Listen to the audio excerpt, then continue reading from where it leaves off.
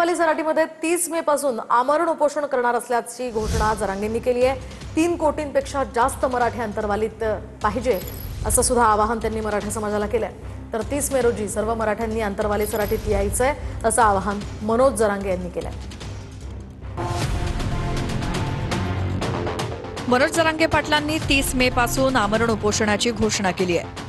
आंतरवाली सराटीत जरांगे पाटील उपोषण करणार आहेत।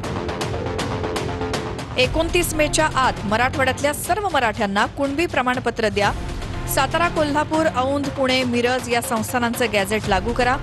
महाराष्ट्रातल्या मराठा आंदोलकांवरचे सरसकट गुन्हे मागे घ्या।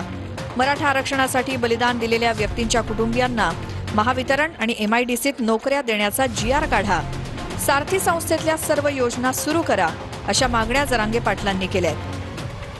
आंदोलन होणार आंतरवालीत, शांततेत, राज्यात होणार शांततेत। आंतरवालीत आंदोलन होणार। मी 30 मेला आंतरवालीत आमरण उपोषण सुरू करतो। 30 मेला इथून पुढच्या काळात प्रमाणपत्र वाचून फडणवीस साहेबांनी रोखू नये। सगळ्यांना कुणबी प्रमाणपत्र देऊन सगळ्यांच्या व्हॅलिडिटी द्यायच्या।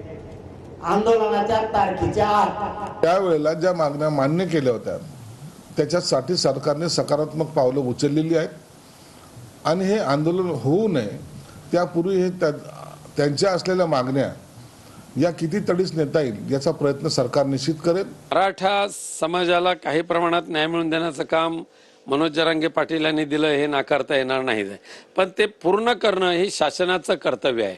आज शासन त्या घेतलेल्या जबाबदारीची पूर्तता करायला कमी पडतंय, म्हणूनच कदाचित मनोज जरांगेंना पुन्हा एकदा आंदोलनाची भाषा करावी लागते।